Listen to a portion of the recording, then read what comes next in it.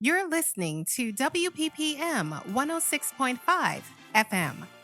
Welcome to a special program, Haitian Immigration and the Afro-Immigrant Experience in the United States. I'm your host, Tara Lake. Thanks for joining me. As we kick off part one of the special today, I'm honored to bring you two special interviews that address a compelling issue that made America pause and consider our complicated immigration policy, and ask difficult questions about the impact of race, ethnicity, and centuries of history on the specifics of that policy. I'm pleased to bring you conversations with Gary Aimé and Barbara Fonrose, community activists and advocates for the Haitian American and Haitian immigrant communities based in Baltimore and Philadelphia, respectively. The treatment of over 14,000 Haitians seeking asylum in Del Rio, Texas, at the U.S. Mexico border 2 months back in September 2021 has been burned into our minds. And the image of Border Patrol agents wielding horse reins like whips sparked historic shame and outrage. Despite expressed condemnation at the border incidents from President Joe Biden and Department of Homeland Security Secretary Alejandro Mayorkas, the current administration appears to be continuing the highly controversial policies that have been directed at Haitian asylum seekers since the 1970s, and most recently with the administrations of Donald Trump, Barack Obama, George W. Bush, and Bill Clinton. The realities of political unrest, natural disaster, economic instability, and American culpability in the turmoil in Haiti have caused many Haitians to flee the island nation for decades. In recent years, Haiti has faced a string of difficulties that have driven many to flee the country, including a horrific earthquake in 2010 and a disastrous combination of devastating events over the summer of 2021, including a tropical storm, a 7.2 earthquake, and the assassination of President Jovenel Moise. Despite this, Haitians are still the least likely of any nationality to have their asylum petitions granted in the United States. And this is not the first time we have seen the spectacle of large numbers of Haitian Americans being denied due process in our immigration system. In the 1990s, an estimated 12,000 Haitian refugees were detained at Guantanamo, and the practice of arresting or ejecting Haitian refugees migrating by boat off the coast of Miami has led to a cycle of images of hundreds of Haitians being denied access to the right to seek asylum on a consistent basis, despite what many see as overwhelming evidence for their claims. President Jimmy Carter was one of the first to establish harsh U.S. policies toward Haitian migrants seeking asylum, with the aim of sending any Haitians who made it to U.S. shores to detention and then back to Haiti, despite the horrors of the Duvalier regime during this period. In 1978, the Carter administration's infamous Haitian program, directed at Haitian migrants seeking asylum, devised a blanket policy designed to deter Haitians from migrating to the U.S. This policy jailed Haitians as they arrived, refused Haitians permission to work, and then denied all Haitian asylum claims. Even though federal courts struck down the Haitian program, every subsequent administration, Reagan, Bush, Clinton, Bush, Obama, Trump, and Biden, has carried the stamp of the Haitian program. Another vital marker of this distinct policy toward Haitian refugees has been the Reagan tactic called interdiction, the practice of intercepting Haitians on boats off the coast of Florida, preventing them from reaching American shores and detaining them for return to Haiti. While human beings have the right to seek asylum, afforded by the Universal Declaration of Human Rights and by American law, a person must be on American soil or at an American border to claim asylum in the United States. Interdiction systematically blocks Haitians from making it to the country, so that they never have an opportunity to apply for asylum in the first place. This policy does not apply to migrants from Haiti's nearby neighbor, Cuba, and it does not apply to migrants from other nations.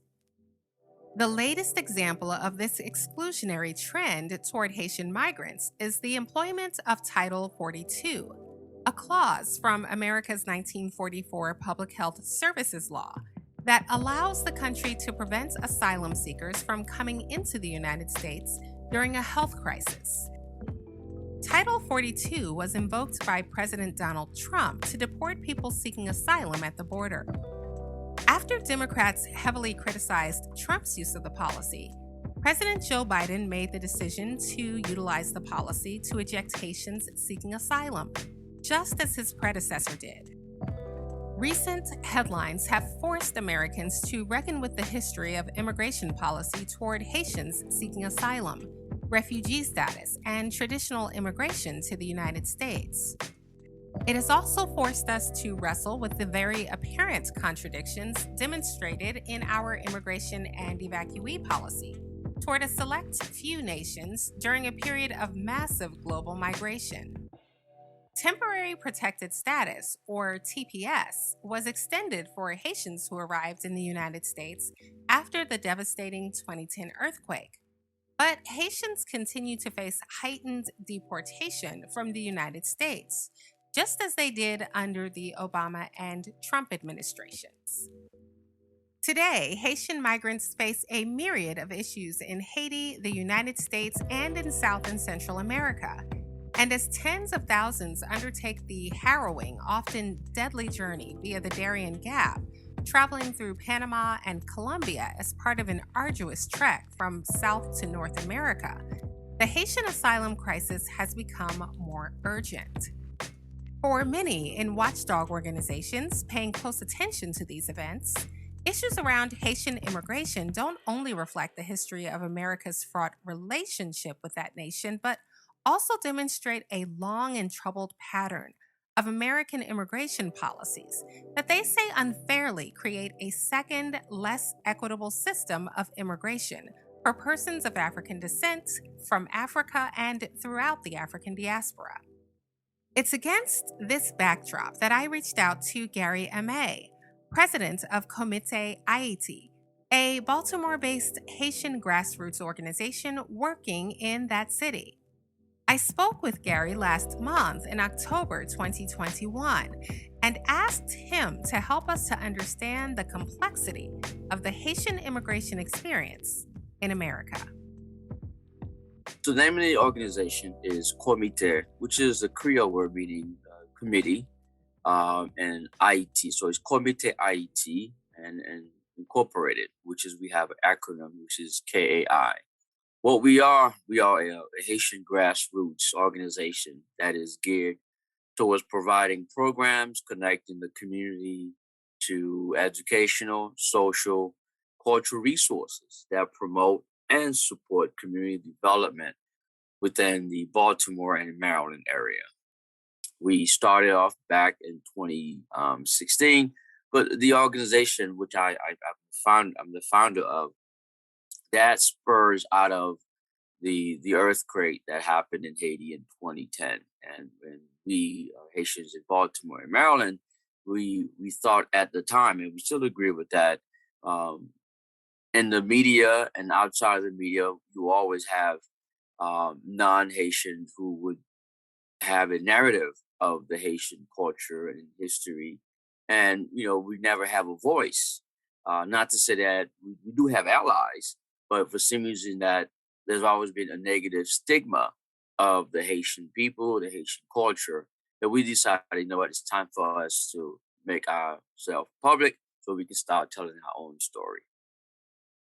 Wonderful. Thank you so much. And so, Sure. what we're hearing then is that this is a long term effort beginning in 2010 that culminated in the founding of Comité Aite in 2016, and that your work has continued on a cultural level, on an educational level, certainly on an outreach level. Would you say that that's correct? Did I get the sense That of it? is that is exactly correct. You hit the nail right in the head there. That is absolutely correct. And then the branch of that is that the development derived from immigration services, health services. And then you're right. We are is a continued process, continued mission to highlight the Haitian culture and in America, not just Baltimore, in America. And I think if more people starting to hear or listen or do research on the Haitian culture, they walk away impressed by a small black country, the amount of um, accomplishment that we have made uh, from a cultural standpoint and also from a slavery standpoint as well. So much for that. And so I would say that I'm a bit fortunate because I happen to come from northern New Jersey. And so I had the experience of having grown up in a community that included Haitian American students and also new Haitian American immigrants who I had the opportunity to grow up with. But as a result of that, I also saw what was clearly a systemic discrimination and systemic stereotyping that was specific to the treatment of Haitian Americans. And I'm just speaking about my own Northern New Jersey experience. Right. And so I think that many people, if they haven't been fortunate enough to grow up in community with Haitian Americans, may not be aware of that. Could you tell us what do Americans need to understand about the experience of Haitian immigrants that we may not know? It's a great question, and the Haitian migration and the Haitian experience is no different than our black, brown immigrants, locals that is in the United States, where we are entrepreneurs, hard workers, family oriented, education oriented, and recently that the census have that besides the our African diasporas from the Nigeria, Haitian has become the second highest degree holders, entrepreneurs, educators, black immigrants out of the United States. So the Haitian experience, and I can speak for myself when I came to this country by 1980s, and I was 8 years old, and coming living in Miami, and I grew up around my Liberty City, Alapata, and I was so fortunate to be around black community. And then right after that, the HIV pandemic hit, and then it was astonishing that it was my workup calling to see how the Haitian stigma has been portrayed in the media, how Haitian was a carrier of the HIV virus. And from that point on, and I've learned as a young age what the struggle is. When you're young, your parents trying to shield you from some negative stigma, but so, at times they can't protect you enough when the media is talking about how the way Haitians are, they boat people, and but no, there's always that negative stigma, and then Carol, for you to say that you grew up around, you had the opportunity to grow up around Haitian, you're right, you are the fortunate one, and then I've always tell my black brothers, brown brothers, sisters in America is that if you have ever taken the time to look at compare the Haitian story and the story of the United States. We're right behind the United States. Why is one country so prosperous? The other one is not so prosperous from an economic standpoint. And the bottom line is that, yes, we are a black nation. We are proud to say we are black. Not to say that we are only have black people in Haiti, but we are a majority black nation in the Caribbean. And then we are paying a heavy, heavy, heavy price for what we have done in the past. And it has to do with the free ourselves from the bondage of slavery from France. And of course, United States had a role in it. Britain had a role on it. Germany had a role in it. Canada has a role on it. And so as you probably hear from my voice is that the frustration from Haitian, and we're not just Haitian, we're all black nations. And I want to swerve off a little bit by saying that the Black Caucus of the United States, our black leaders in the United States need to start looking deep, deep inside where they have failed a black nation sort of Haiti. And what do you think some of those areas have been? Could you elaborate more on those areas of failure, Mr. Ahmed?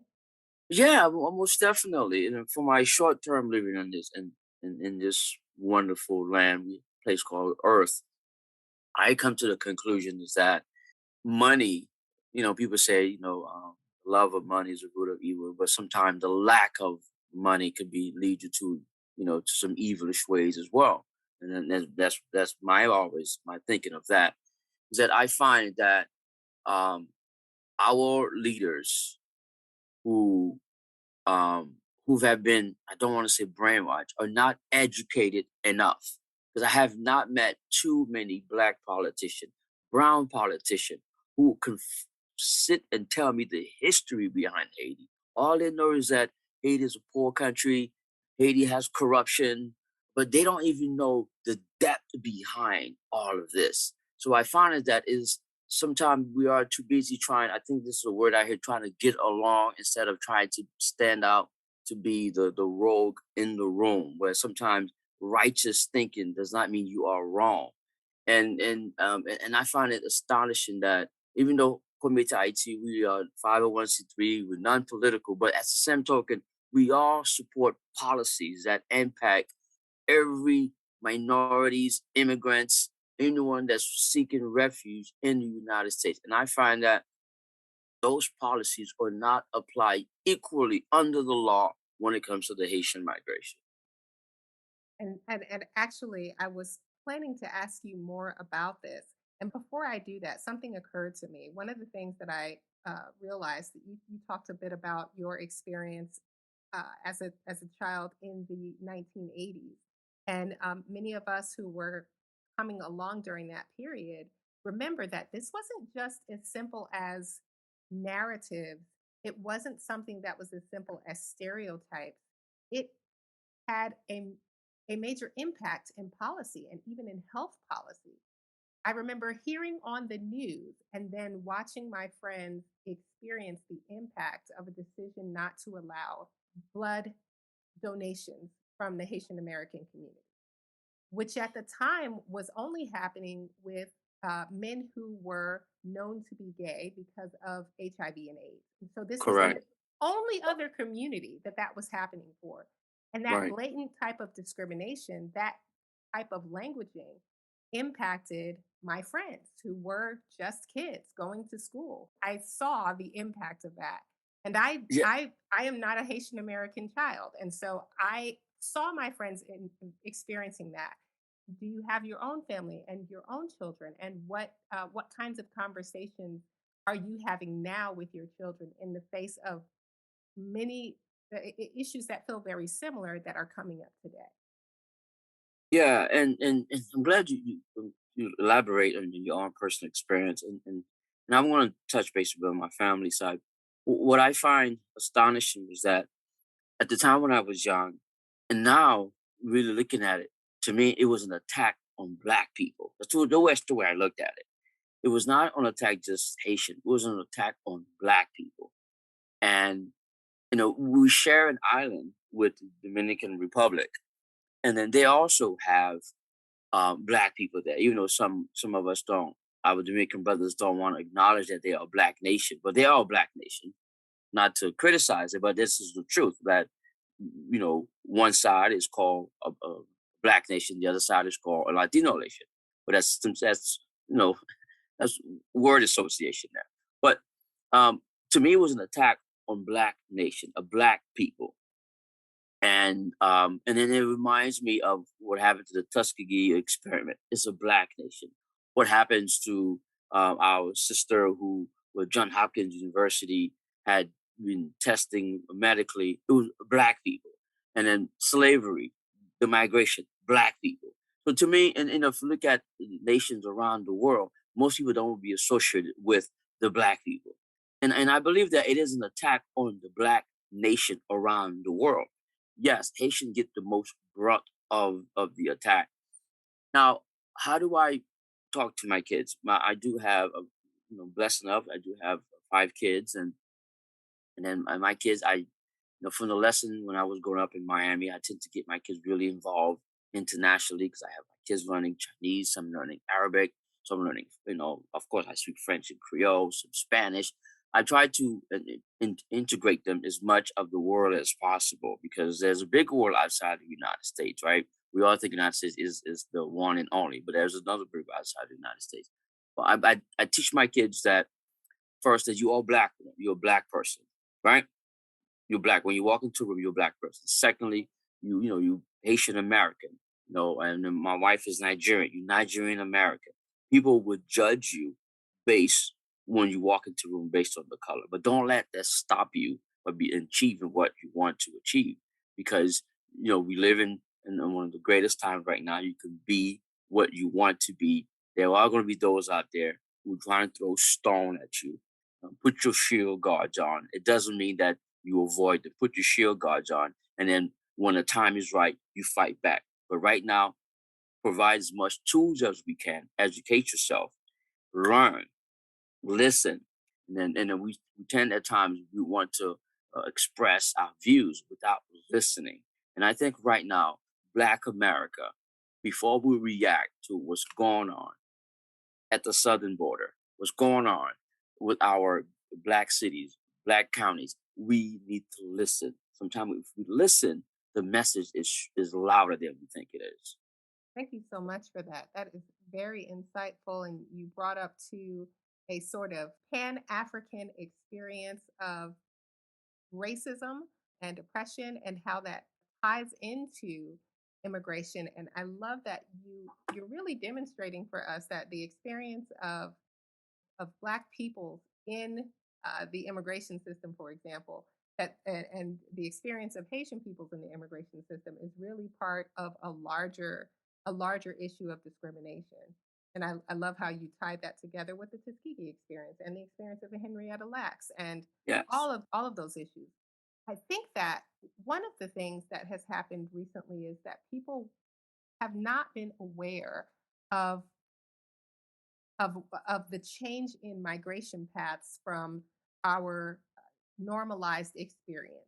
So certainly for many of us who remember again the 1980s, I think of the Papa Doc and the Baby Doc years. So for us, that's what we uh, that is what created, I think, our concept of Haitian immigration to the United States and how that immigration occurs. And so I think many of us have not really heard about the wave of migration that has been happening through Central America and South America and via the Darien Gap. And Right. for many of us, we've just been hearing about this migration path in the last year, in the last few years, maybe because Right. some international news has been covering it, but not a lot in the United States. So Right. because of that, because of the recent issues at the Texas border, people really didn't have a sense, really didn't understand even why or how it was possible that this was happening at the Texas border. And I Right. wonder what your organization has seen with the impact of the Darien Gap on Haitian immigration to South and Central America or through South and Central America and then continuing up through the southern US border. Could you tell Right. us whether has your organization seen an impact of this and could you tell us why we've heard how dangerous it is? Could you help us to contextualize what that tells us, why people would take such a treacherous trail? Yeah. This is a good point, and it's something where a lot of people in the media are not talking about. There's always we in the United States we have an immigration policy, and then we in the immigrants, especially Black immigrants, there's also a second policy that's always towards the Haitian population. So doing right after the earthquake in 2010, and a lot of the southern American countries, including the United States, reached out and to see what ways they can help the Haitian population, those who are not doing so well. And right after that, there was a um, the World Cup in Brazil, and also the Olympic in Brazil as well. So the Brazilian government, and also, of course, Chilean government and others, they approached the Haitian government at the time. to provide Haitian with jobs during the World Cup and the Olympics. So, but after that, what the Haitians were not getting in South America, as I like to call it, is what our most of our Latino brothers going through here, what we call the dreamers and the TPS. Same thing was happening in South America. So you have a bunch of workers, but these workers are, sometimes they bring their wives, sometimes they bring their kids, sometimes they have new kids. They have births born in South America. However, they were not getting legalized documentation to stay in these countries. So Brazil, at one point, they used the Haitian labor force. Then they were done with you. So the Haitian basically sitting in limbo.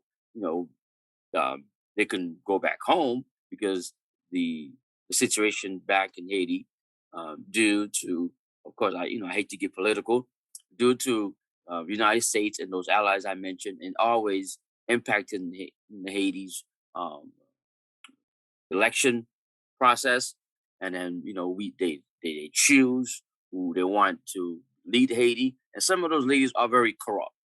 Now you have security issues like gangs and violence. So a lot of the thousands and thousands of Haitians who were stuck in South America. Then you have what people call mules, where they were more like you know um, agency of travel agency who would prey on people's sovereign, suffrage. Then they would basically, hey, if I can get you to Brazil, and then people would pay for round trip tickets, and they found out their tickets were was only a one way ticket. Now they start. Now, fast forward, we know that, and I hope the listeners and the readers hear me out here on this very important aspect. A lot of us in the Haitian community, even under the Clinton administration, and Clinton right now is going through what you call an apology tour, apologizing what he did to the Haitian economy and impact the Haitian economy. Then you have George Bush, who is not basically, what he did to the Haitian politics, right? Look at the trend here. Then after Bush came, you have one of the first black president of the United States, black president. But look at his policy of Haiti as well. And matter of fact, a lot of us call him the chief of deportation. That's what he Yes. did. He The deported Porter a in lot of chief. Haitians. We Again, heard that. Yes. Uh-huh. exactly. A Oh, black president, yes. right? So a black president, black nation, right? So he contributed. For 8 years, that's what he was known for. And then after his presidency, we have, President Donald Trump, the continuation of deporting Haitians. And then now I come in full circle with current President Joe Biden, who, if you do his research, he has never said anything positive about the Haitian history, the Haitian people at all. He never has. So now the question is, why will those Haitians take the risk to come to the border? There's been a lot of misinformation out there saying that, you know, the Biden administration would offer temporary status to the Haitian community due to the recent earthquake that just happened not too long ago, TPS. And I, for one, as one of the leaders of the community, I didn't buy into it. I didn't think Biden would, Biden is always ruled from the middle, and then Biden never came across to me as a champion for the Haitian people. Never came across to me.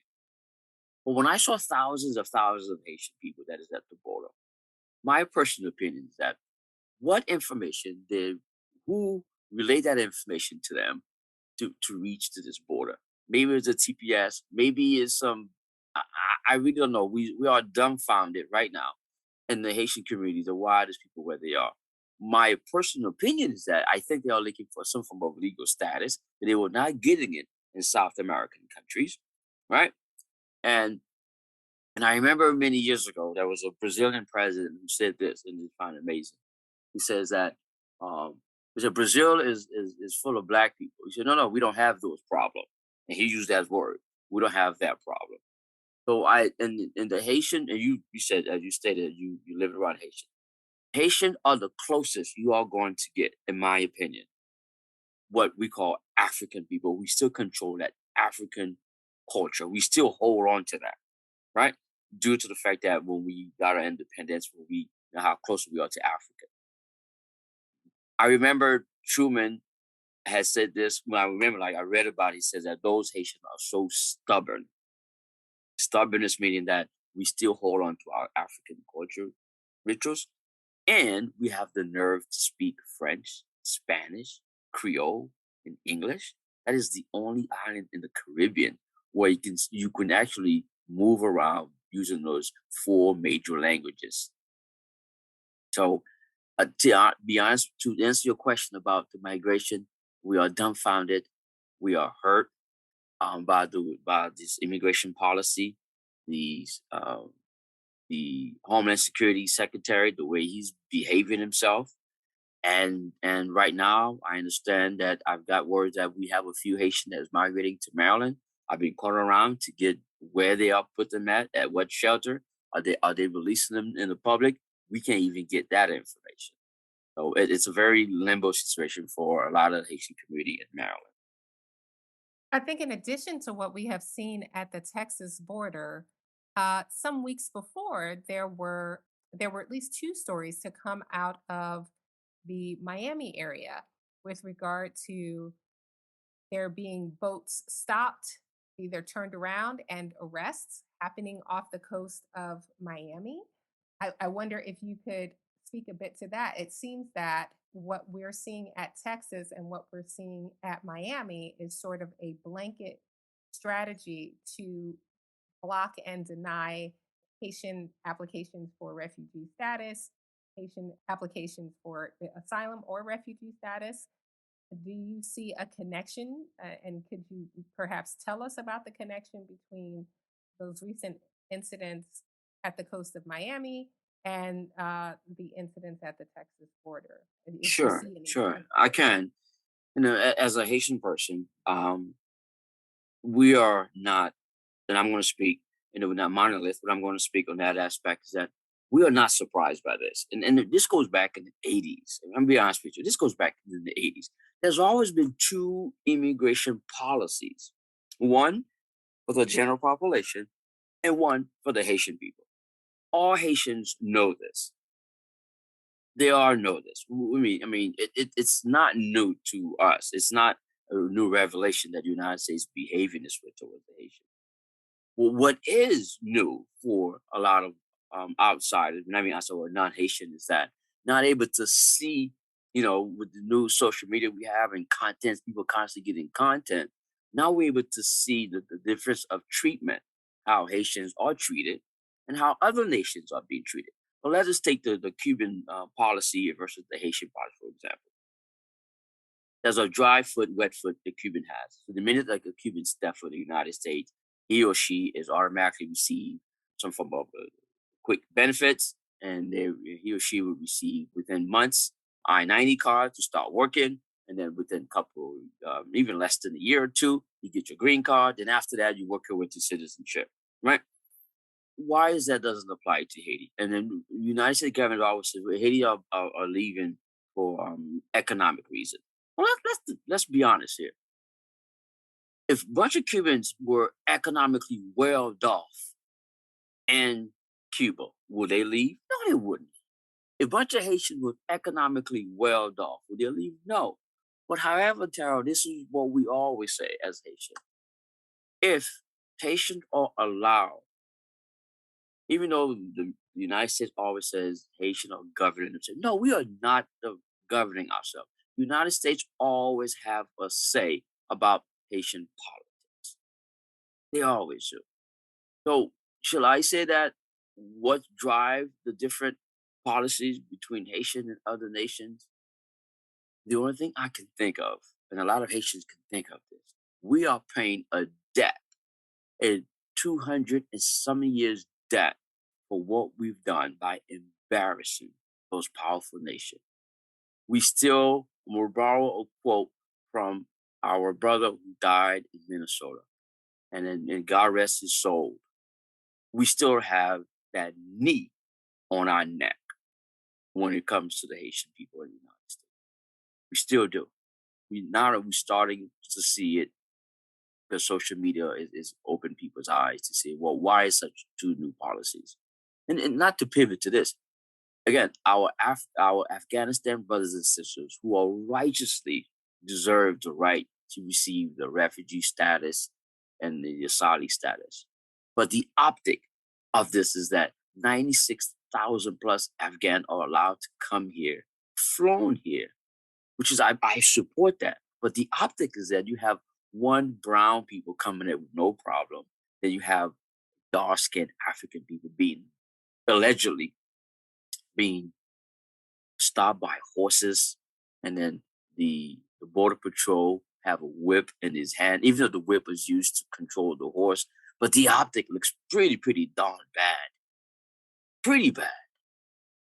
You brought together the idea of Haitian people really experiencing within immigration policy something akin to, you use the example of the murder of George Floyd, having a knee on its neck, paying a debt because of the Haitian Revolution under Toussaint Louverture, a fight for freedom from the French and independence from the French, which made Haiti the first free African nation in the Western Hemisphere, and the oldest free African nation in the Western Hemisphere, which has, as you say, has always been, I think perhaps it became particularly ramped up in the 20th century, but has always had a strong either military or political influence from the United States.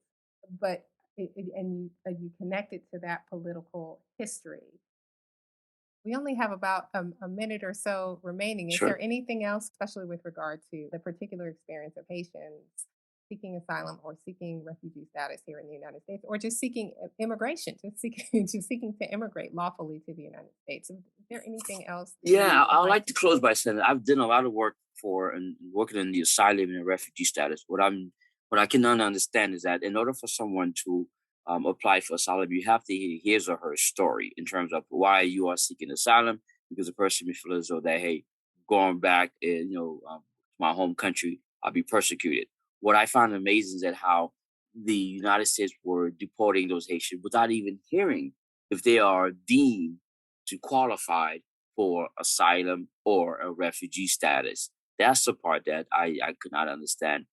We Americans, Haitian Americans, Caribbean Americans, African American, Black American, because no, we all have a status quo we have to check in the box. All we always want, just like with the police treatment, everything else, we've always wanted in this country equal protection under the law. That's all we've always wanted.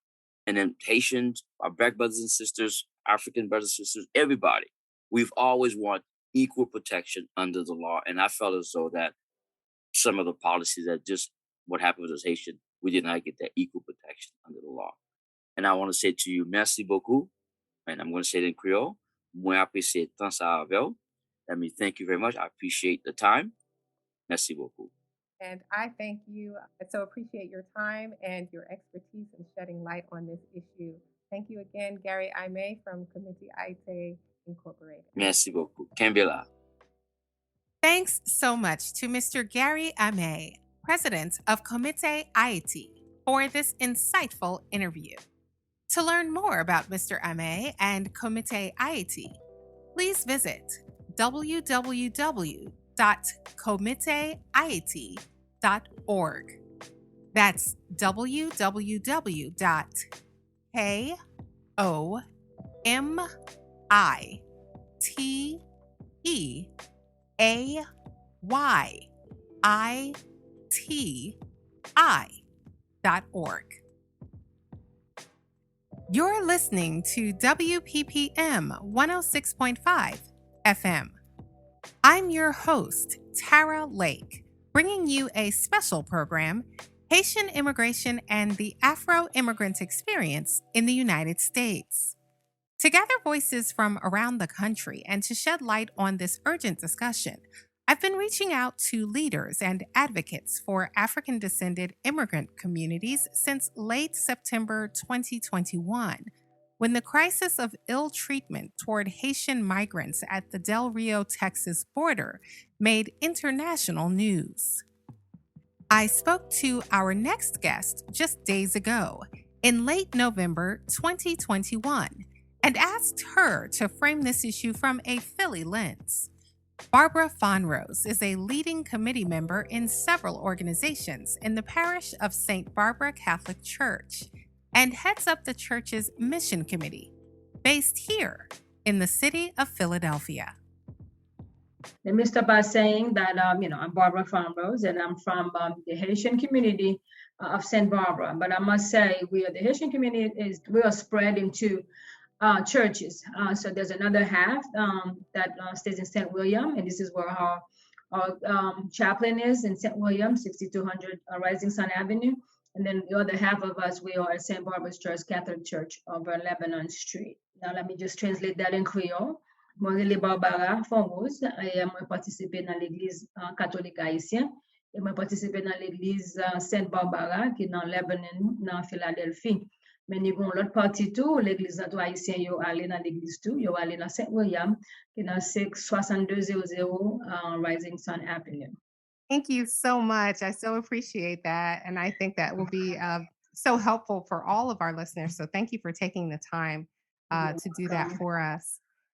And can you tell us a little bit more about the work of your church community for the Haitian community and within Philadelphia? Our church community is, we're very involved, I would say, on both parishes. As I mentioned, we are two parishes, so we both are very involved in helping our Haitian immigrants when they come. So we are here to support them. So we kind of really assist them in establishing roots when we have new parishioners that come to our church. So we are there to support them. And one of my roles is I'm part of the mission committee in our church. Of course, I'm part of several other committees, but one of the main ones that I do is to assist them, welcoming them in the church and let them know, what's available, like which committee we can introduce them to, the social committee or the liturgy committee. And also their children. We also have a youth group, so their children can join.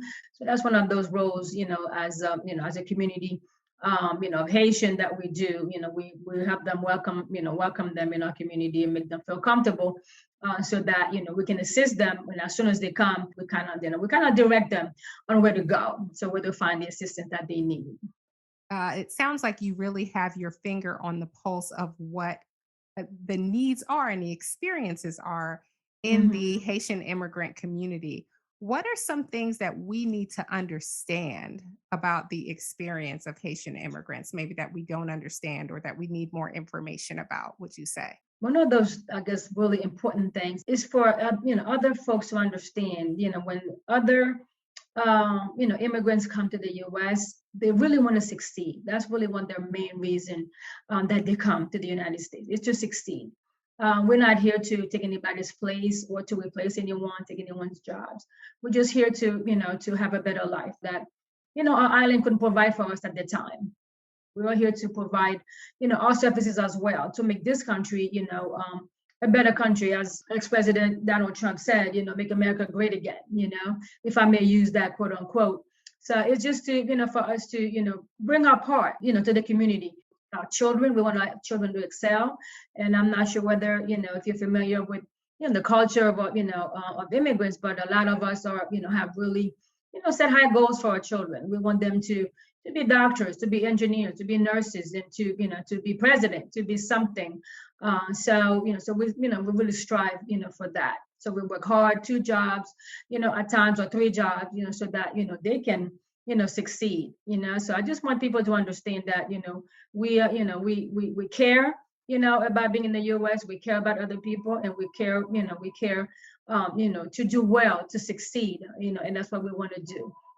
In this country, and want to succeed and also be able to, to contribute to society, just like we would have done that in our country. We want to do that the same here, helping the poor, helping others, and just be, that in the family that, that we want.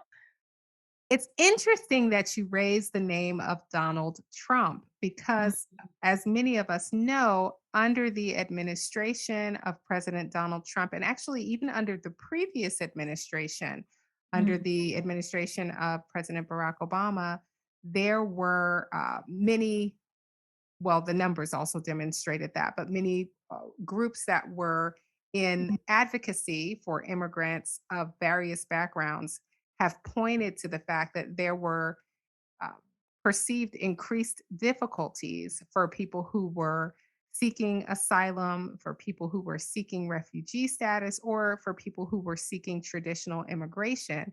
And that, particularly perhaps under Donald Trump, uh, those experiences for people who came from nations, including Haiti, Yes. became more difficult because of Mhm. certain ideologies under the Trump administration. I wonder if you can tell us a little bit more about the experience of particularly Haitian refugees and Haitian asylee persons who are at least seeking asylee status or who are asylees in your community or just in Philadelphia. I wonder if you could talk about your own experience or your family's experience with that, and even perhaps compare it to what you have seen happening elsewhere, say in Texas or in South Florida.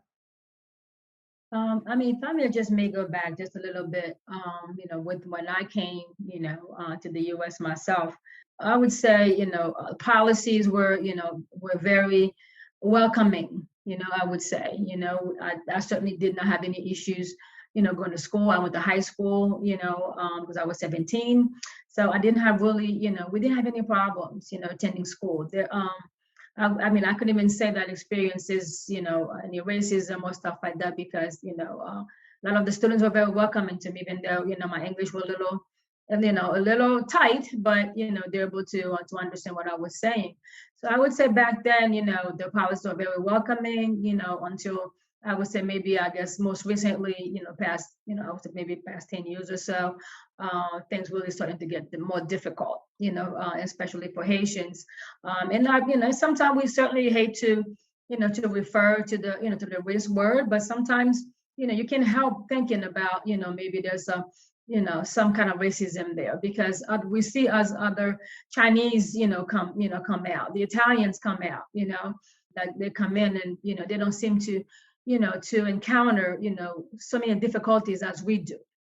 So sometimes, like I said, it just, makes you wonder, why do we have, especially Haitians, have such a hard time feeling that, being welcome like the other, races are. So, but any rate, so it's really been more difficult, for Haitians, to be here, for, to attend school, as I watch this whole, Mexico, border, I mean, Texas border situation. It was very heartbreaking, and I would say maybe, if I want to say 100%, but I should say 100% of us, we were very upset, looking at that picture. And as I'm saying that myself right now, and I'm just picturing, when this particular person, like, was using, this particular device, to pull this Haitian who was running, like he was on his horse and pulling the Haitian back. And I must say, that was very, heartbreaking for us, heart wrenching for us, because it really, it's like, to us, it felt as though, I mean, for me, since I'm speaking, that it felt like, it was racism, down to its lowest, because we're not animals, we're human beings. We're human beings who are trying, who are striving, who went, these folks, they walk miles, they went to the jungle, they went through, a lot of walking, a lot of, going through waters, and, I mean, terrible time, not eating, because I've listened to a lot of them, reporting and expressing, their journey. So I could imagine, how I don't even know how they managed to get through, and also with children. And for someone to feel as though, it's like, well, we want to stop them to come after they've been through all this. And you felt as though was a necessary mean, to use, this device to pull them back. And it was very, very, very, very, heart wrenching and debilitating, trying to carefully use my words. It just, it just didn't really sit pretty well, with us. It was very, it hurt us a lot, So like I said, I'm not sure exactly why, Haitians have, so much, we see so much hatred, or so much, I guess maybe so many barriers for us to, to either to be here and have a decent life. But hopefully, I know God is good. So, at some point, I'm sure, light will come on, and the love will be spread, in this world, so that we all can look at each other, in the eye, and be able to love one another without looking at our skin color. And just for clarification, sadly, that device that Mrs. Fonros is referring to is the horse reins that were used in that now infamous image Hmm. of the Border Patrol agent wielding horse reins like whips to be used against persons who were just crossing the water. That gentleman having gotten food for his family. And the second thing I want to clarify, I appreciate actually that just now you really began talking about some of the recent experiences on foot for Haitian migrants who are making their way through South and Central America. And I absolutely want to get back to that. But also, as another point of clarifications, you talked about your experience coming here to the United States as a teenager and having had an easier time. And if Hmm. you feel comfortable, can you give us a sense of about when that was, what period that was? That would be around 1984. About Okay. 1984. So in the 1980s. And was that here in Philadelphia? It was in Philadelphia. Okay, good. I wonder, having come to Philadelphia in the 1980s, where did you attend school? And you expressed that you had a more positive experience. How did you find that experience? Was that from friends or from teachers or from others that you found supportive? I know that listeners will be curious to hear just a little bit more about that. Oh, certainly. I would love to share. Culturally, from home, we have a different set of getting your high school diploma. So for me, it was like I was kind of like a junior, kind of like, if I want to use that loosely, back home. So when I came here, I just needed to finish.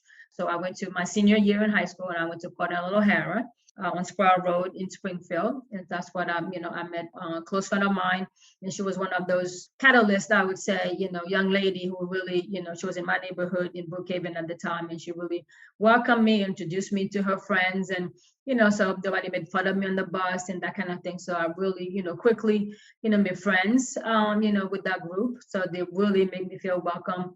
The teachers were great. They took their time.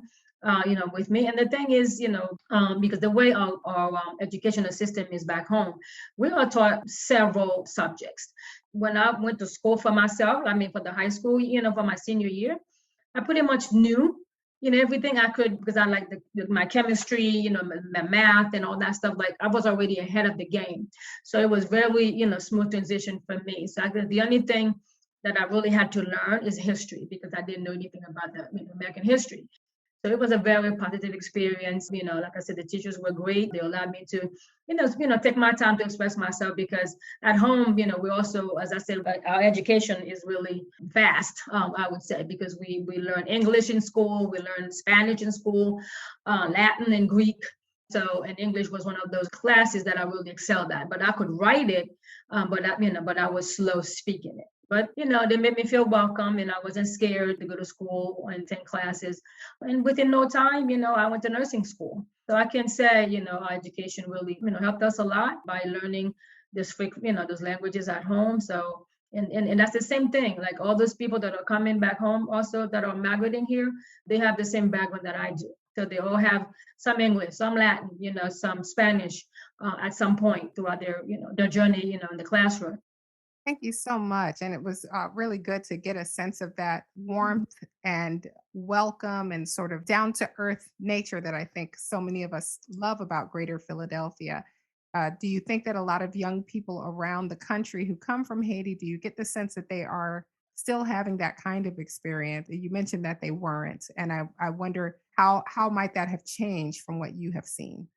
I would say yes, that it has changed. I guess I can't put a percentage on it, but I'm certainly have, I've heard young children or, in our church, in our surroundings that, sometimes they are bullied. Sometimes, people make fun of them. They make fun of their accents, difficulties with the accent, like go, like saying other things like go back home and, stuff like that, or being ignored, that kind of thing. I noticed earlier that you certainly had a great deal to share about the harrowing circumstances, the difficulties that many people who are coming via uh, South and Central America, I believe that what many people refer to as a sort of newer migration track. Could you perhaps help our listeners understand why people are willing to take the risks associated with this very dangerous journey that many people die on. Could you tell us more? Sure. Well, I guess just to place a little bit of context, with immigration from the Haitian community, some folks have experienced a great deal of poverty, at home, and also some folks also politically, have been kind of ousted because, if anyone can remember from the Duvalier, era, and Mhm. he left, and all the, so our country is really hasn't really, been established completely. It's always been a coup. Aristide was there, so there's always someone being ousted. So you have those folks also who are trying to speak up, like journalists and activists and so forth. They're trying to speak up, but they get shut down. It's a sin, but it is what it is. So there's certain folks that are in power, that's their role, to control, the media, to control, like Haitians or the population to speak up, so people start running, they start hiding. So where are you gonna hide? Where are you gonna hide? So, so you figure your best way is to, get out of town, either to go to Dominican Republic, come to the US, go to wherever, you might find solace. And also too, having the political turmoil, I want also our listeners to keep in mind, our country's been through, through a lot of earthquakes. I mean, we've been have quake from way back when, and then recently we had the 2010, and we still hadn't recovered, from that. So we had the new president, also that, President Jovenel Moise, who was doing his best to, to establish some equity. Of course, he was being, certainly fought on, on his values and his ideas. And he also was assassinated. So, which just added more, more chaos in our country. Plus another earthquake. We had another 7.2 earthquake that hit the South really badly. So all those things, happening. So we've been going through a lot. So, so those folks are like, they have no resources. They're looking for a job, but things are unsafe for them. So they have to go elsewhere.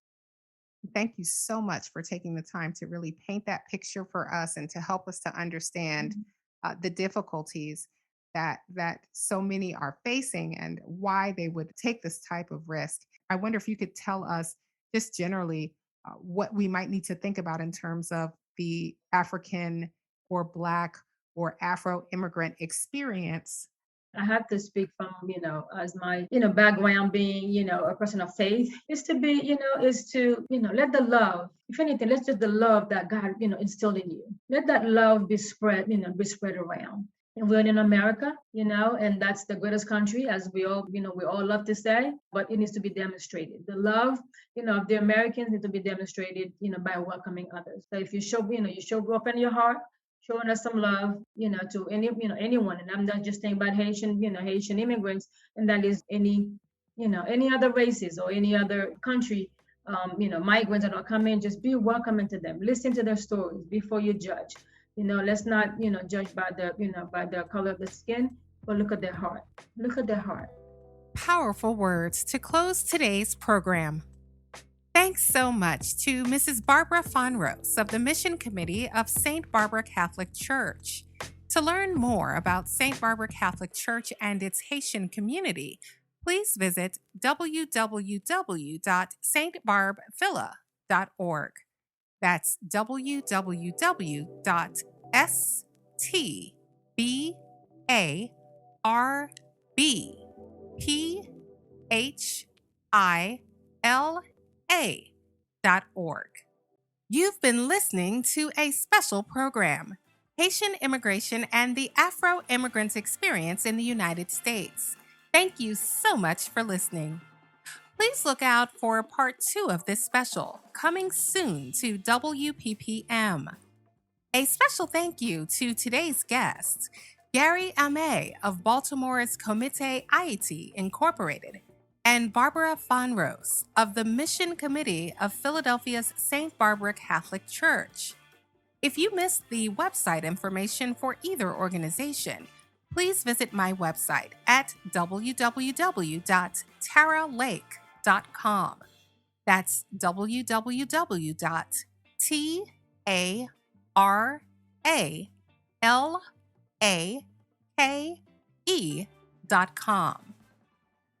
I've been your host, writer, and producer, Tara Lake, and you're tuned in to WPPM 106.5 FM.